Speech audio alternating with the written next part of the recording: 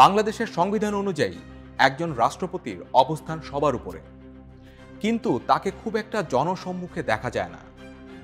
এই পদে থাকা কর্তা ব্যক্তি নিয়ে তেমন আলোচনাও হয় না। বাংলাদেশের সাংবিধানিক রীতিনীতি অনুসারে একজন রাষ্ট্রপতির ক্ষমতা আসলে কতটুকু, তার কাজ কি, বা তিনি কি ধরনের উদ্যোগ নিতে পারেন? প্রধানমন্ত্রীর পরামর্শ ছাড়া একজন রাষ্ট্রপতি কি সিদ্ধান্ত নেওয়ার ক্ষমতা রাখেন? সেসব জানব আজকের স্টার এক্সপ্লেইনসে। বাংলাদেশের সংবিধান এবং সরকার ব্যবস্থা অনেকটাই ব্রিটিশদের কাছ থেকে নেওয়া। ইংল্যান্ডে যেমন সবই চলে রাজার নামে, তবে সরকার চালায় প্রধানমন্ত্রীর নেতৃত্বে মন্ত্রিসভা। বাংলাদেশের ক্ষেত্রে অনেকটাই এরকম। সেই হিসাবে বলা যায় বাংলাদেশে একজন রাষ্ট্রপতির ক্ষমতা অনেকাংশে কম বা সীমিত। তবে আমাদের সংবিধান রাষ্ট্রপতিকে একটি বিশাল ক্ষমতা দিয়েছে। তা হলো প্রধানমন্ত্রীর পরামর্শ ছাড়াই একজন রাষ্ট্রপতি নিজ ক্ষমতা বলে দুটি সিদ্ধান্ত নিতে পারে। এই দুটি সিদ্ধান্তের একটি হলো প্রধান বিচারপতি নির্বাচন, আর অন্যটি হলো প্রধানমন্ত্রী নির্বাচন। প্রধানমন্ত্রী কে হবেন এটি মূলত নির্বাচনের সংখ্যাগরিষ্ঠতা পাওয়া দলই নির্ধারণ করে। সেই অর্থে রাষ্ট্রপতির সিদ্ধান্ত নেওয়া অনেকটাই আলংকারিক। তবে প্রধান বিচারপতি নিয়োগের ক্ষেত্রে সংবিধানে নির্দিষ্ট করে নির্দেশনা দেয়া আছে। সংবিধানের 56 অনুচ্ছেদের 3 দফা অনুসারে কেবল প্রধানমন্ত্রী ও 95 অনুচ্ছেদের 1 দফা অনুসারে প্রধান বিচারপতি নিয়োগের ক্ষেত্র ব্যতীত রাষ্ট্রপতি তাহার অন্য সকল দায়িত্ব পালনে প্রধানমন্ত্রীর পরামর্শ অনুযায়ী কার্য করিবেন। তবে শর্ত থাকে যে প্রধানমন্ত্রী রাষ্ট্রপতিকে আদৌ কোনো পরামর্শ দান করিয়াছেন কিনা, এবং করিয়া থাকিলে কি পরামর্শ দান করিয়াছেন, কোনো আদালত সেই সম্পর্কে কোনো প্রশ্নের তদন্ত করিতে পারিবেন না। অর্থাৎ রাষ্ট্রপতি চাইলেই প্রধানমন্ত্রীর পরামর্শ ছাড়াই প্রধান বিচারপতি নিয়োগ দিতে পারেন। 1991 সালের পর যখন বাংলাদেশে গণতন্ত্র পুনঃপ্রতিষ্ঠিত হয়, এরপরে কি কোনো রাষ্ট্রপতি এমন সিদ্ধান্ত নিয়েছেন? আরেকটি গুরুত্বপূর্ণ প্রশ্ন হচ্ছে, বাংলাদেশের একজন রাষ্ট্রপতি বাংলাদেশের সরকারের নেওয়া কোনো সিদ্ধান্ত বা আইনের কি বিরোধিতা করতে পারেন? এর সহজ উত্তর হচ্ছে পারেন। এর একটি উদাহরণ আমাদের সামনেই রয়েছে। 1996 সালে আওয়ামী লীগ ক্ষমতায় আসার পর বিচারপতি শাহাবুদ্দিন আহমেদকে পুনরায় রাষ্ট্রপতি নির্বাচিত করেছিলেন। সে সময় শাহাবুদ্দিন আহমেদ সরকারের সব সিদ্ধান্তের সাথে সব সময় একমত হতে পারেননি।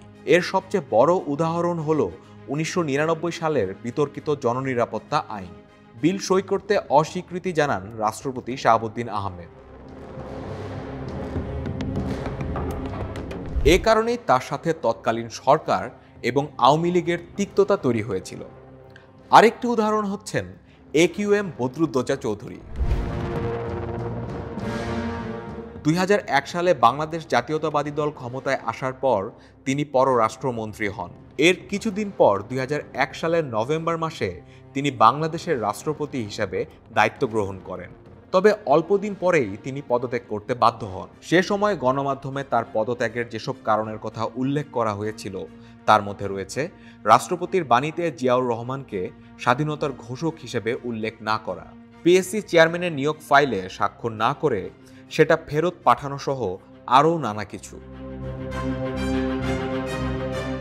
এই দুটো উদাহরণ থেকে একটা বিষয় কিন্তু পরিষ্কার, বাংলাদেশের রাষ্ট্রপতি চাইলে কিছু বিষয়ে দ্বিমত পোষণ করতেই পারেন, তবে এমন নজির খুব কম দেখা যায়। বাংলাদেশে কিন্তু একসময় রাষ্ট্রপতি সরকার পরিচালনা করতেন। 1971 সালে যেমন বঙ্গবন্ধু ছিলেন বাংলাদেশের রাষ্ট্রপতি। পরবর্তীকালে বাকশাল প্রতিষ্ঠার পর প্রধানমন্ত্রিত্ব ছেড়ে তিনি আবার রাষ্ট্রপতি হয়েছিলেন। এরপর সামরিক অভ্যুত্থান এবং পাল্টা অভ্যুত্থানের জের ধরে 1975 সালের 7ই নভেম্বর রাজনীতির কেন্দ্রে চলে আসেন জিয়াউর রহমান। 1977 সালের 21শে এপ্রিল প্রেসিডেন্ট সাইমকে সরিয়ে নিজেই রাষ্ট্রপতি হন মেজর জেনারেল জিয়াউর রহমান। জিয়াউর রহমানের মৃত্যুর পর 1982 সালের 24শে মার্চ বিচারপতি আব্দুস সাত্তারকে সরিয়ে নিজেকে প্রধান সামরিক আইন প্রশাসক ঘোষণা করে বাংলাদেশের ইতিহাসে দ্বিতীয়বারের মতো সামরিক শাসন জারি করেন হুসাইন মোহাম্মদ এরশাদ। এরপর 1986 সালে নির্বাচনের আয়োজন করে আবারও রাষ্ট্রপতি হন তিনি এবং শেষে প্রবল গণ আন্দোলনের মধ্য দিয়ে ক্ষমতা থেকে বিদায় নেন 1990 সালের 6 ডিসেম্বর। বাকশাল গঠনের পর থেকে এরশাদের পতন পর্যন্ত পুরোটা সময় বাংলাদেশ রাষ্ট্রপতি শাসিত শাসন ব্যবস্থায় চলেছে। এই অবস্থার পরিবর্তন আসে 1991 সালে বিএনপি জাতীয় সংসদ নির্বাচনে জয়লাভের পর। প্রায় সব দলের সমর্থনের ভিত্তিতে সে সময় নেওয়া হয়েছিল সংবিধানের দ্বাদশ সংশোধনী। সে সময় বাংলাদেশে রাষ্ট্রপতি শাসিত সরকারের অবসান ঘটিয়ে ফিরিয়ে আনা হয় সংসদীয় গণতন্ত্র। কিন্তু সংবিধানে রাষ্ট্রপতি এবং প্রধানমন্ত্রীর ক্ষমতার মধ্যে এক ধরনের ভারসাম্যের আশা করা হয়েছিল, বাস্তবে তা আর হয়নি। দ্বাদশ সংশোধনীতে রাষ্ট্রপতির পদটি হয়ে যায় এক ধরনের অলংকারিক পদ। পক্ষান্তরে রাষ্ট্রপতির সকল ক্ষমতা চলে আসে প্রধানমন্ত্রীর হাতে। তাও কিছু ক্ষমতা কিন্তু রাষ্ট্রপতির আছে, যেমন সংবিধান অনুযায়ী তিনি চাইলে কোনো আদালত ট্রাইব্যুনালে দেওয়া যে কোনো দণ্ডের ক্ষমা তিনি করতে পারেন।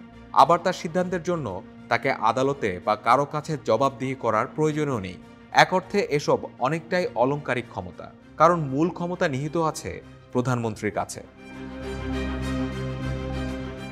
এখন অনেকেই রাষ্ট্রপতি এবং প্রধানমন্ত্রীর ক্ষমতার ভারসাম্যের কথা বলেন, কিন্তু বাংলাদেশে তা বাস্তবায়নের সম্ভাবনা অনেকটাই অমীমাংসিত প্রশ্নের মতোই রয়ে গেছে।